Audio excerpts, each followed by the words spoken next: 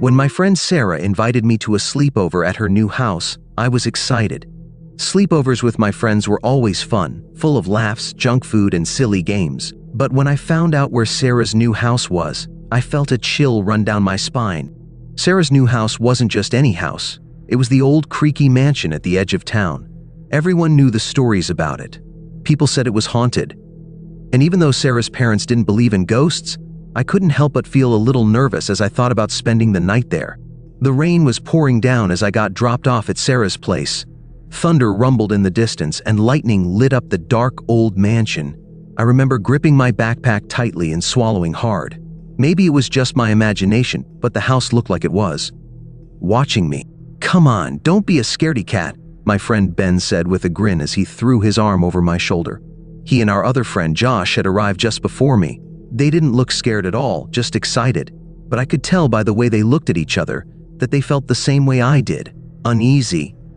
Inside, the house was even creepier. The floorboards creaked under our feet, and the walls were covered in faded wallpaper that looked like it had seen better days. The rooms were big and empty, with shadows that seemed to dance whenever lightning flashed outside. "Let's play hide and seek," Ben suggested, his eyes gleaming. I should have known he'd want to play something like that. Ben was always the brave one, always wanting to push things a little too far. But hide and seek in a house that might be haunted?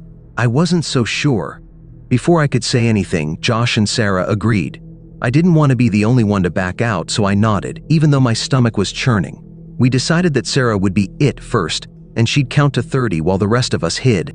I watched as Sarah covered her eyes and started counting 1, 2, 3. I felt a surge of panic as I dashed down the hallway looking for a good place to hide. I decided to slip into an old closet in one of the rooms. The door creaked as I opened it, and I squeezed myself in, hoping that Sarah wouldn't find me. It was pitch black inside the closet. I could barely see my hand in front of my face. The only sounds I could hear were my own breathing and the soft rumble of thunder outside. I tried to keep calm, but my heart was racing. As I waited, I thought I heard footsteps outside the closet. "It's probably just Sarah," I told myself, trying to stay calm. But then I realized something strange. These footsteps sounded heavier, like someone bigger was walking by. I held my breath, hoping whoever it was would go away. But then, I heard the door creak open. My heart stopped. I was sure it was Sarah, about to find me and yell, "Gotcha!" But no one spoke. There was just silence and the sound of someone breathing on the other side of the door. "Sarah?" I whispered, barely loud enough to hear myself. The breathing stopped. Then, after a moment, the door creaked shut again and the footsteps moved away. I waited a few more seconds before letting out a shaky breath. I was safe, or so I thought. When I finally decided it was safe to leave, I pushed open the closet door and peeked out into the hallway. I couldn't see anyone, but I felt like I wasn't alone. I tiptoed down the hallway, listening for any sounds. I turned a corner and almost screamed. Sarah was standing there, looking at me with wide eyes. Did you see anything?" she whispered. I shook my head, still trying to calm my racing heart. "I thought I heard someone, but I didn't see anyone," Sarah nodded. I think I heard someone too, but it didn't sound like any of you guys." Just then, we heard a crash from somewhere upstairs. We looked at each other, eyes wide with fear. "What was that?" Josh asked as he came up behind us, looking just as freaked out as we were. "I don't know," Sarah said, her voice barely a whisper. "But I think someone else might be here." None of us wanted to admit it, but we were all scared. Still, we were curious too. We decided to check out the noise, sticking close together as we crept up the stairs. The air was thick, and every step seemed to echo louder than the last. At the top of the stairs, we saw something strange. There was a door we hadn't noticed before, right at the end of the hallway. It was slightly open, and I swear I saw a shadow moving inside. We all froze, staring at the door. "I don't remember seeing that door earlier," Ben whispered. "Do you?" We shook our heads. I was starting to feel like we'd made a big mistake by playing hide and seek in this house. But something pulled us forward. We wanted to know what was behind that door. Slowly, Ben pushed the door open. Inside was a dusty old room, empty except for an old mirror on the wall. But there was something odd about the mirror. The glass looked cloudy, almost like it was hiding something.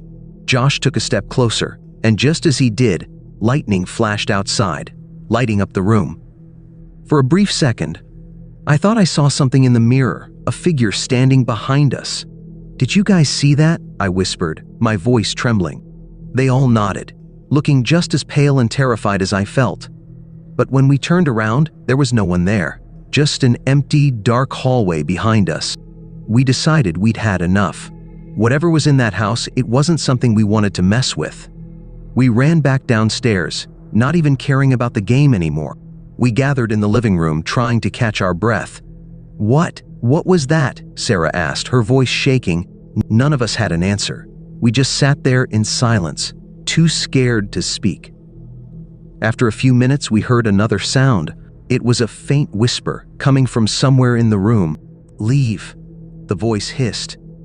That was all it took. We grabbed our things and bolted out of the house, running through the rain until we were far, far away. The next day, we told Sarah's parents about what happened. They laughed it off, saying it was just our imaginations. But we knew what we saw, and we knew what we heard. To this day, I still get chills when I think about that night. We never did go back to that house for another sleepover. And every time I pass it, I can't shake the feeling that someone, or something, is still watching from the windows, waiting for its next visitors. It was a cold Friday evening, and Emily was excited. It was her first sleepover at her best friend Ava's house. They had been talking about it for weeks, and now the time had finally come. Ava had a beautiful old house with tall windows and creaky wooden floors. Emily had always loved visiting, but tonight was different. Tonight, something felt strange. Emily arrived at Ava's house just as the sun began to set. The sky was painted with shades of pink and purple, and the cool breeze made the leaves rustle outside. Ava's mom welcomed her inside with a big smile. "You girls have fun tonight," she said, giving them both a hug before heading to bed early, as she always did on Friday nights. Ava led Emily upstairs to her room, which was decorated with fairy lights and posters of bands they both loved. The room had a cozy, warm feeling. The two girls spent the first hour chatting and laughing, playing board games and telling silly jokes. The clock on the wall ticked slowly, but the time didn't matter. Emily was enjoying herself, even though she kept glancing nervously at the old wooden door that led to the hallway. It was just the wind, she told herself. There was nothing to be afraid of. After a while, Ava suggested they play a game of truth or dare. "It will be fun," Ava said, her eyes shining. Emily agreed, feeling a bit nervous but excited at the same time. The game started off harmlessly. "Truth or dare?" Ava asked, holding the bottle. "Dare," Emily answered with a grin. Ava thought for a moment, then said, "I dare you to go into the attic and bring back something creepy." Emily hesitated.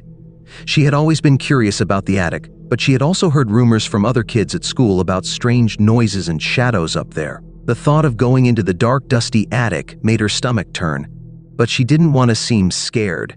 "Okay," Emily said, trying to sound brave. Ava's eyes sparkled with excitement. "You're so brave. Go on, I'll be right here waiting." Emily took a deep breath and walked out of the room. The hallway was dark, and she could feel her heart beating faster with every step she took. The old house creaked, and Emily couldn't help but glance over her shoulder. She quickly reached the door to the attic, which was at the end of the hallway. The door was slightly ajar, and a cold breeze seemed to seep out from the cracks. Emily pushed the door open with a loud creak. The attic was dark, except for a single bulb hanging from the ceiling.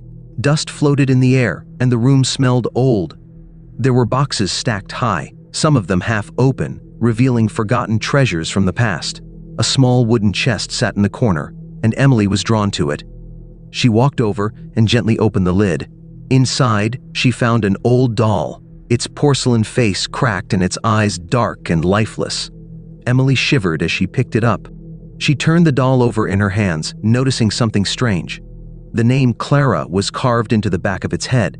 She stared at the doll for a moment, feeling a strange unease. The attic felt colder now, and the shadows seemed to move just out of the corner of her eyes. "Emily, are you okay?" Ava called from downstairs, her voice breaking the silence. "Yeah," Emily called back, forcing a smile. She quickly grabbed the doll and made her way back down the stairs. When she returned to Ava's room, Ava was waiting, looking curious. "What did you find?" she asked. Emily held up the doll. "This," she said, her voice a little shaky. "It's an old doll. Its name is Clara, Ava took the doll from her and examined it carefully. "It's kind of creepy," she said with a smile, "but it's perfect for the game." The two girls sat back down on the floor, laughing and chatting about random things. However, Emily couldn't shake the feeling that the doll was watching her. She kept glancing at it, her heart pounding each time their eyes seemed to meet. As the night wore on, the house grew quieter. The wind howled outside and the trees creaked against the house. Emily tried to focus on the game, but every now and then she thought she heard faint whispers, soft, almost unintelligible voices that seemed to come from the shadows. She looked around, but Ava was too busy to notice. It wasn't long before Emily's attention wandered back to the doll. The light flickered briefly, and for a split second, Emily thought she saw the doll's eyes move. She blinked, convinced it was just her imagination. But then it happened again. The doll's head tilted slightly, and its eyes seemed to follow her every move. Emily felt her stomach twist. "Ava," she said in a low voice, "this doll, there's something wrong with I." Ava turned to her, laughing. "It's just a doll, Emily. Don't worry about it." But Emily couldn't stop staring at the doll. She felt a cold chill crawl up her spine. The whispers in the room seemed to grow louder, like they were coming from the walls themselves. "Clara," a voice whispered, so softly that Emily barely heard it. Suddenly, the lights flickered again, and everything went dark. The room fell silent, except for the sound of Emily's breathing and the strange, distant whispering. She reached for the light switch, but her hand froze mid-air when she heard it. "Clara," the voice whispered again, this time louder, as if it was right behind her. Emily turned around quickly, but there was no one there. Her heart was racing and her breath came in short, panicked bursts. "Ava?" she called, but Ava didn't answer. The room was cold, much colder than before.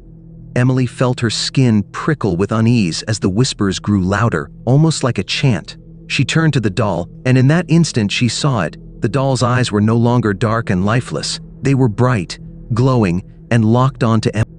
"Clara," the voice said again, but this time it wasn't a whisper. It was a scream, a chilling cry that filled the room. Emily's eyes widened in terror as the doll's mouth began to move.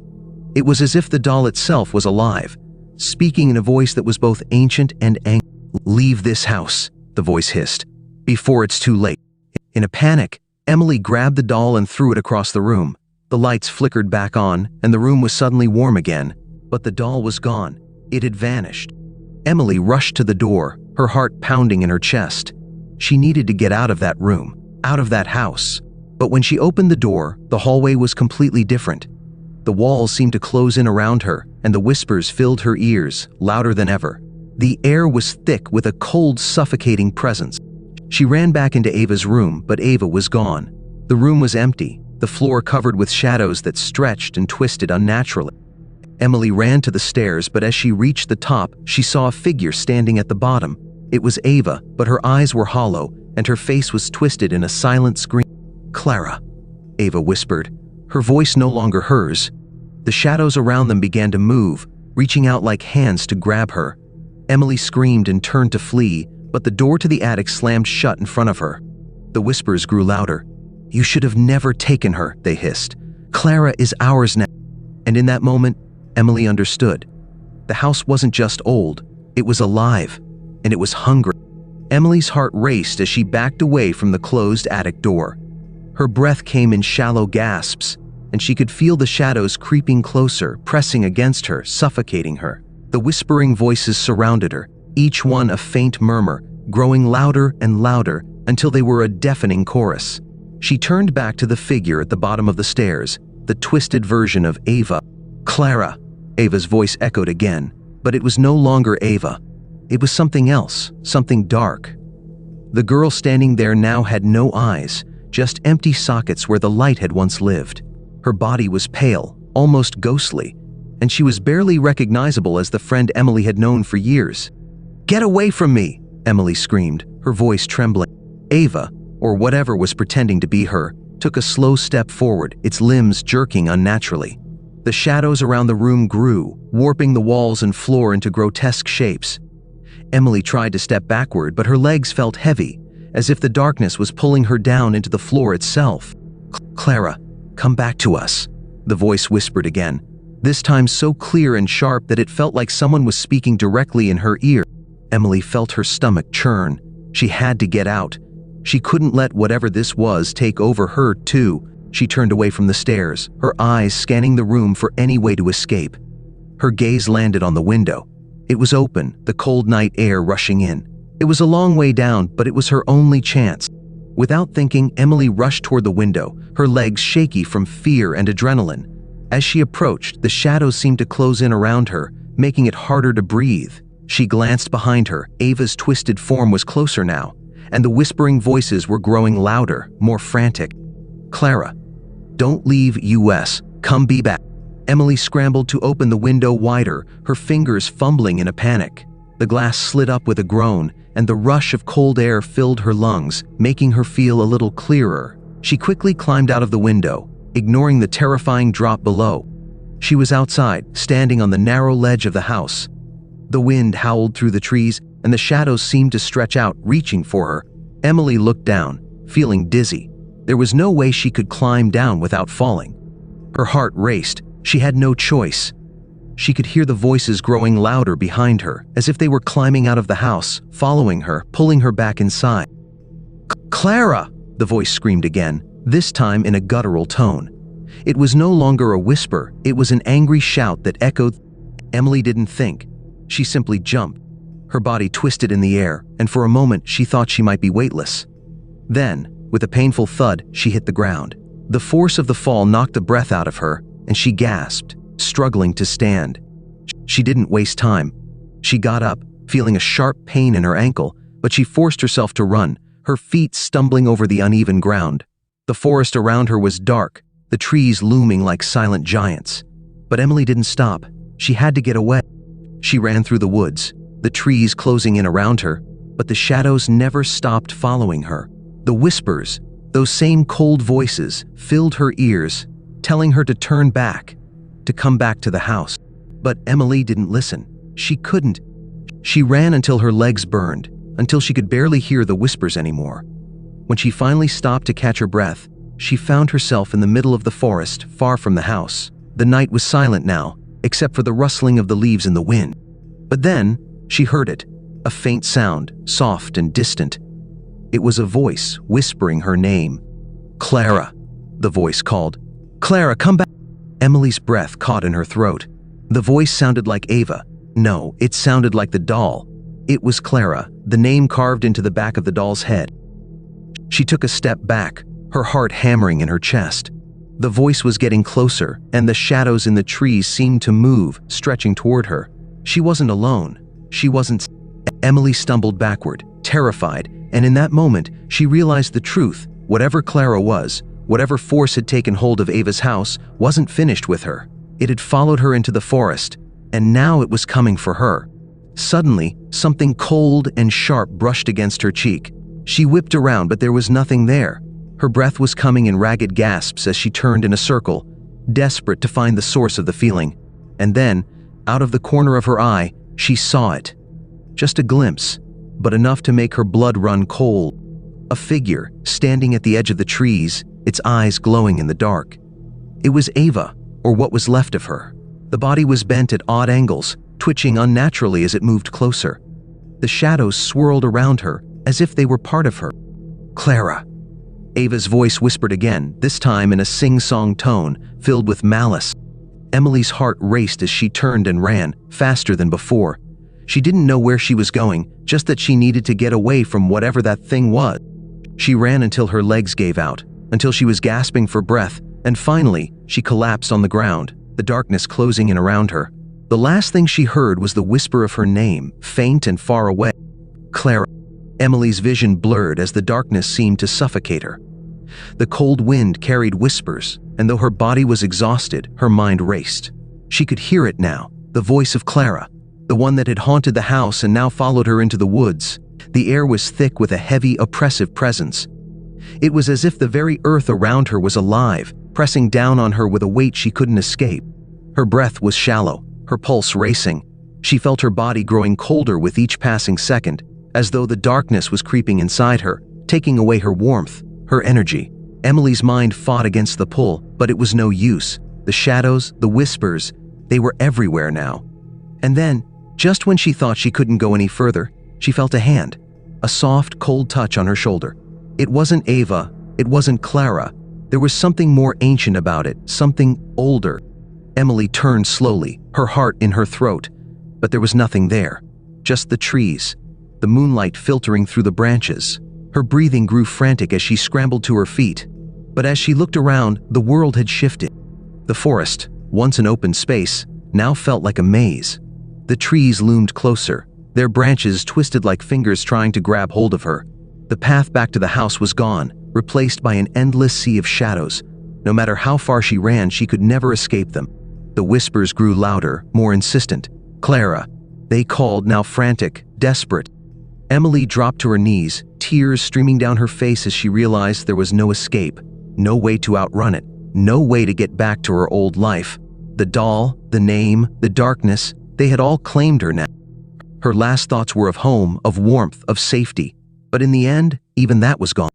And as the whispers of Clara filled the air, Emily knew she had become part of the house's curse.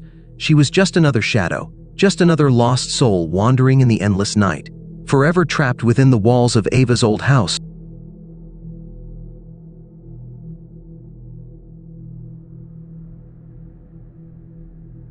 I still remember that night at the old Miller house. My friend Mia had invited us, me, Lucas, Ava, and Noah, for a sleepover. We'd all heard the stories about the place, about how strange things happened there. People in town claimed they'd seen lights flicker in the windows, even though nobody had lived there for years. They said you could hear whispers and footsteps, especially at night. Mia's parents had just bought the house a month ago. They thought it was just an old, beautiful mansion with a lot of charm, but to us, it was a place full of shadows and secrets, perfect for a scary sleepover. As soon as I stepped inside, I felt a chill. The floors were old and creaky, and every sound echoed down the long, dark hallways. Mia was standing in the entryway, grinning from ear to ear. "Ready for a night in the haunted house?" she teased, her eyes shining with excitement. "I thought we weren't calling it that," I joked back, though I could feel my hands sweating. The house was unsettling, with old portraits lining the walls and corners filled with cobwebs. Lucas and Noah looked around, both trying to act brave, but I could tell they were as nervous as I was. Ava clung to her backpack, her eyes wide as she took in the house. "Are you sure it's safe?" she whispered. Mia laughed. "Come on, there's no such thing as ghosts." But she didn't look totally convinced. She led us up the grand staircase to her room, where we set up our sleeping bags and piled our snacks in the center. We spent the first few hours eating candy, watching a funny movie, and talking about school. Everything felt normal, almost like any other sleepover, until Mia suggested we tell ghost stories. "You know, it's kind of weird living here," Mia started, lowering her voice for dramatic effect. "Sometimes at night, I hear these soft footsteps in the hallway outside my room. My parents say it's just the house settling, but it sounds like someone is actually walking, like they're looking for something." Ava shivered and pulled her sleeping bag closer. "Has anything else strange happened?" Mia hesitated, then nodded. "Last week, I heard whispering coming from the basement. I thought my parents were down there, but when I asked, they said they hadn't been in the basement all day." The room fell silent as we all looked at each other, unsure whether to laugh or believe her. Noah tried to lighten the mood, saying, "It's probably just an old furnace or something. Old houses make weird noises, right?" Mia shrugged, but she didn't look convinced. "Yeah, maybe." Lucas suddenly grinned. "Hey, if we're really going to test if this place is haunted, we should play a game. How about hide and seek? In the dark." "No way," Ava protested, shaking her head. "Oh, come on," Lucas said, rolling his eyes. "It's just a game. Besides, it's more fun with a little danger. Who's in?" Everyone else hesitated, but eventually Mia and Noah agreed. I was nervous, but I didn't want to be the only one who chickened out, so I nodded too. We turned off all the lights, leaving the house in complete darkness. Mia handed us small flashlights, but we had to keep them off until someone yelled, "Found you!" The house was filled with shadows, and with only the moonlight coming through the tall windows, everything looked even creepier. Mia counted to 30 while we scattered to hide. I hurried down the hall and slipped into a small, dark room that looked like an old library. Shelves of dusty books lined the walls, and there was a big armchair in the corner. I ducked behind the armchair, my heart pounding in the silence. As I waited, I listened carefully for Mia's footsteps. But instead, I heard something else. A soft, dragging sound, like something being pulled across the floor. My heart raced, and I told myself it was just one of my friends. It's probably just Noah trying to be funny, I thought. But then the sound stopped, and everything went silent again. I tried to steady my breathing, telling myself it was just a game. But then I heard a quiet whisper, almost like someone was standing right beside me. "Get out." I froze. The voice was faint but clear. My heart felt like it was beating out of my chest. I didn't move, didn't even breathe, hoping that whatever it was would just go away. Suddenly, I heard footsteps coming down the hallway, slow and deliberate. The creaking floorboards sounded like they were getting closer and closer to the library. I held my breath, too afraid to even peek over the chair. The footsteps stopped right outside the library door. My heart was pounding so loud I was sure whoever was out there could hear it. I felt like I was going to scream when suddenly the door creaked open. "Mia?" I whispered, barely loud enough to hear myself. There was no answer, just a long, cold silence. Finally, I peeked around the chair and saw a tall shadow in the doorway. I couldn't see who or what it was, but it was too big to be any of my friends. The shadow seemed to just stand there, watching, until it finally turned and disappeared down the hallway.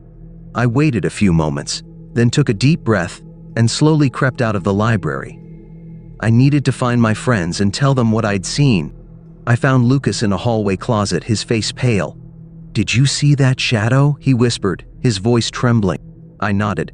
Something whispered to me in the library. It told me to get out. Before we could say anything else, we heard Ava scream from downstairs.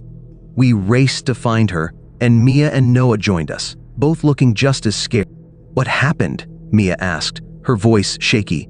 Ava pointed toward the basement door. I thought I heard something down there, but when I went to check, I saw a face just for a second in the window on the basement door. It was pale and gray, like someone who wasn't supposed to be there. We all looked at each other, unsure of what to do. We were scared, but we didn't want to admit it. Finally, Noah took a deep breath. Maybe we should check out the basement together. If we're all there, maybe it won't be so scary. We reluctantly agreed, each of us grabbing a flashlight. Slowly, we opened the basement door and started down the narrow stairs. The air grew colder with each step, and the smell of old, damp wood filled our noses. The basement was dimly lit, with only a single light bulb casting eerie shadows on the walls. As we reached the bottom, we shined our flashlights around, looking for any signs of the face Ava had seen. There was nothing unusual, just boxes, old furniture, and a few shelves covered in dust. But then as we turned to leave, we heard it. A soft whisper filled the air. It was faint at first, but it grew louder, like more voices were joining in. The words were impossible to understand, but they sounded angry, desperate. "Do you hear that?" Lucas asked, his voice barely a whisper. We all nodded, frozen in fear. Then, out of nowhere, the light bulb flickered and went out, plunging us into darkness. We screamed and huddled together, our flashlights shaking as we pointed them around the room, searching for the source of the voices. Just then, Mia gasped, "Look!" We followed her gaze to the far corner of the basement. There, in the shadows, was a figure, a tall, shadowy figure with hollow eyes staring right at us. We didn't wait to see what it would do. We bolted up the stairs, slamming the basement door behind us. None of us said a word as we gathered our things and waited by the front door until Mia's parents returned.